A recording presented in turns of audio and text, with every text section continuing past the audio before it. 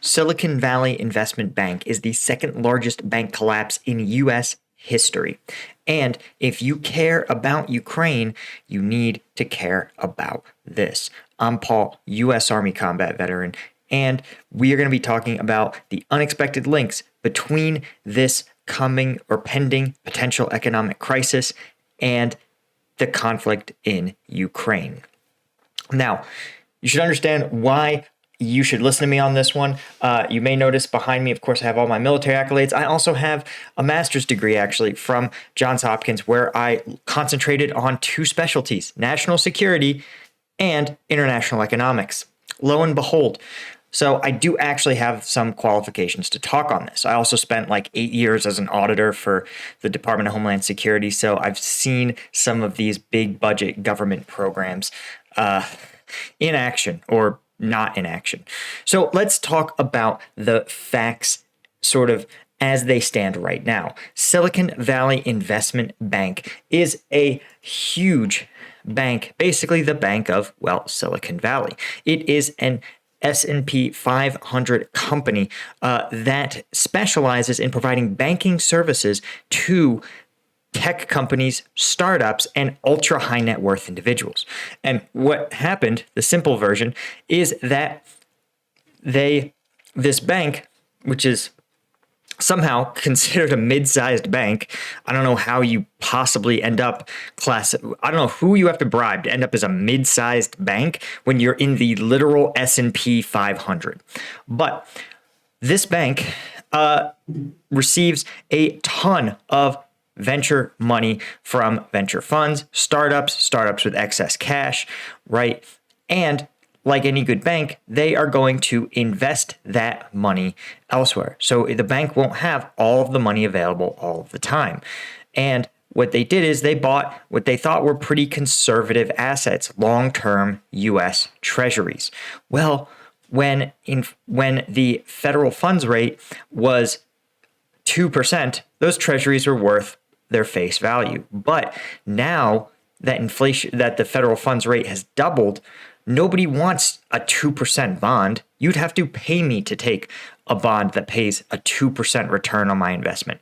It's literally worthless. I could go to the Fed and get a 5% bond. So, to no one's surprise, suddenly the book value of all these assets is worth very, very little. And simultaneously, the startups that bank here now need their cash more than ever because, again, if the federal government is willing to give you, 5% on a long-term treasury, who's going to put their money in a risky startup and maybe get 7% if you got to gamble it all? So these startups need to instead go to their war chest and open it up and start to fund their own operations. And this is where the problem started, that these startups went to the bank en masse, and the bank said, hey, we actually don't have the value because we've screwed up our investments and we don't have your money anymore, is the bottom line. Sometimes banks can go like, when you're a mid-sized bank like this, you can go to one of the even bigger dogs on the block and get a loan. The problem is that Silicon Valley Investment Bank realized that you can't get a loan on garbage, right? Are you willing to give me a loan on the trash in my trash can? No. Silicon Valley Investment Bank was not going to be able to get a loan on these hot garbage, no return bonds. And so in desperation, they had to go public. And they said, listen, we're unexpectedly going to be selling a ton of our stock. You can always sell shares of your company to make up this giant hole. And they told investors, don't worry, don't panic, everything's under control, which is banker speak for you panic. Nothing is under control. And so everyone panicked. So initially, this wave started with a couple of startups who needed their extra cash to make payroll. And soon it became every startup didn't want to have their valuable cash held by this incredibly mismanaged institution. And this is, of course, if you have read anything about 2008, and I encourage everyone really should, especially you should actually read Ben Bernake's memoir. Skip all the parts about his childhood and stuff. Nobody cares about that. But you should really read the parts about how he managed the crisis, because it makes you understand how federal policymakers think about banking crises. And like 2008, the banks failed to account for the fact that events that they sort of look on the surface like independent events are not actually independent. In 2008, right, people looked at a house in Florida or a mortgage, a family that was paying their mortgage in Florida and a family that was paying their mortgage in Arizona. And they said, what are the odds that if we have 1,000 of these families that they're all going to get fired simultaneously? What are the odds? They live in different places. They work in different companies. They think they're independent events. But like anyone with a brain knows that an economic downturn is an event that could cause someone in both Florida and Arizona to lose their jobs and stop making mortgage payments. So when you have this sort of short-sighted, myopic thinking it's not short-sighted because these analysts are smart. When they need to think 10 steps ahead, they always do. And they deliberately refuse to think 10 steps ahead or even 2 steps ahead on events like this. Again, do you really think that an S&P 500 bank was so dumb that not one analyst was like, hey guys, if there's an economic downturn, funding, the value of our bonds could go down and people could show up asking for their money back. Like those two events could happen simultaneously. And again, these banks are supposed to be stress tested, and somehow SVB managed to carve out some sort of exception where they didn't have to play by the rules of other big banks, which again, the total losses of this, by the way, $209 billion. Okay. That is a massive, massive write down. And you may also, when you look at these numbers, you might see, and you should also look at these years of bank failures. Major bank failures almost always correspond to major economic crises, and they seem to come in waves. You can see a number in 2008. You also have the late 80s savings and loan crisis. You have the early 90s where there was a big economic downturn. None of these occurred in boom times. There's no, 2005 bank failures. There's no dot-com boom bank failures. They all of them, every single one to a name happens in major economic crises. Just a little fact. And so you may think, well, Paul, it's a bank of startups. It's a bunch of California yahoos, and unfortunately, they won't be able to buy as many new Patagonia vests this year, and it's pretty unfortunate. But ultimately, does it affect me, and does it affect Ukraine?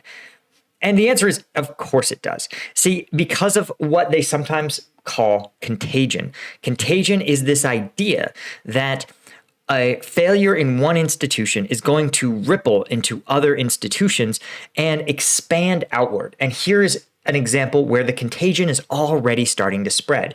You might be familiar with USDC, or US dollar coin. And US dollar coin is what's called a stablecoin. Stablecoins are used to facilitate transactions in the crypto space based on a known value. So this company called, I want to say they're called Stable or something. Let's see if we can find it. They're called something with Circle. They're called Circle. All right, Circle runs USDC coin. And USDC, as you can see, up until yesterday was exactly within a fraction of a fraction of a fraction of a cent of $1. Because USDC coin has said for every one USDC in circulation, we have $1 squirreled away safely in Silicon Valley Investment Bank. Well, it wasn't squirreled away safely now, was it? In fact, we now think it has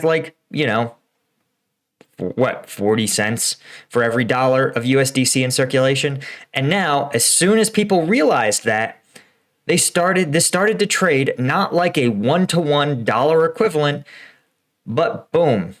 Literally, we know to the minute, right at 2:45 yesterday, 2:45 p.m. yesterday, people realized that USDC was backed by a couple of dollars, but not all the dollars it needed to be. And now it starts trading like every other pump and dump crypto.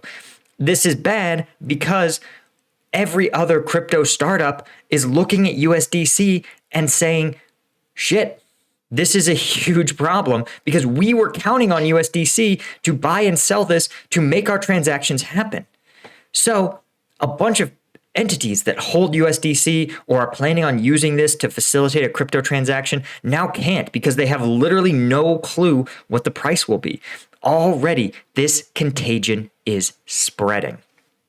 And it's hard to understand how bad this sort of thing is. It's going to, and here's other examples of this contagion continuing to spread. So some major companies that were involved in SVB, Roku, Roblox. These are publicly traded companies in the Russell 1000. Obviously, Circle, the maker of USDC coin, Vox Media, a Comcast-owned media company that makes a bunch of clickbait bullshit. But you guys could see, right, these guys are getting absolutely trashed. And the fear is that as these companies have more and more crises, you're going to see the contagion spread, right? A lot of the smaller companies that can't go out and get loans, they still need to make payroll for their companies. And again, if you can't access your money in Silicon Valley Investment Bank, you may not make payroll. And these long-term bonds aren't going to be matured for years. So how are these companies going to sustain operations? And how long would you work without pay while your company figures out what to do with their bank? Or worse, while the federal government tries to figure out a solution? The answer is not long. These techies are going to be kicked out on the street looking for new jobs, spiking the unemployment rate and taking some of the highest earning jobs in the country and suddenly deleting them from the tax base.